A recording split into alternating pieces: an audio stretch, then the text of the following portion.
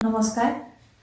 আজি সন্ধিয়া সংবাদ মাধ্যমৰ যোগেদি এটি খবৰ লাভ কৰিলোঁ যে অসমৰ মুখ্যমন্ত্ৰী মাননীয় ডক্টৰ হিমন্ত বিশ্ব শৰ্মাদেৱে কেবিনেট বৈঠকত এটি কথা ঘোষণা কৰিছে যে মোক তিনিচুকীয়া জিলাত এটি তৃতীয় বৰ্গৰ চৰকাৰী স্থায়ী নিযুক্তি প্ৰদান কৰা হ'ব বুলি খবৰটো পাই মনত যথেষ্টখিনি সকাহ অনুভৱ কৰিছোঁ।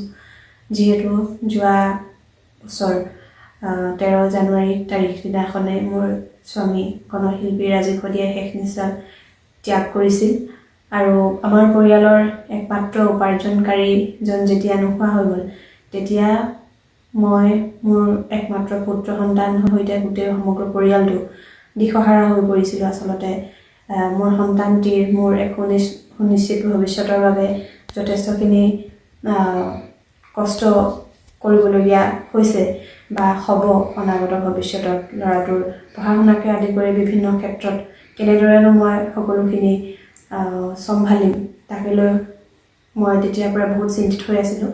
আজি এই খবৰটো লাভ কৰি মনৰ চিন্তাখিনি কিছু লাঘৱ হৈছে। এই হিচাপতে মই মাননীয় মুখ্যমন্ত্ৰী ডাঙৰীয়াক মোৰ আন্তৰিক ধন্যবাদ আৰু কৃতজ্ঞতা জ্ঞাপন কৰিছোঁ। আৰু যদি এই তেখেতে যি আজি ঘোষণা কৰিলে কথাটো হৈ উঠিলে মই অত্যন্ত সুখী হ'ম আৰু পুনৰবাৰ তেখেতক আন্তৰিক ধন্যবাদ আৰু কৃতজ্ঞতা জ্ঞাপন কৰিছোঁ। ধন্যবাদ।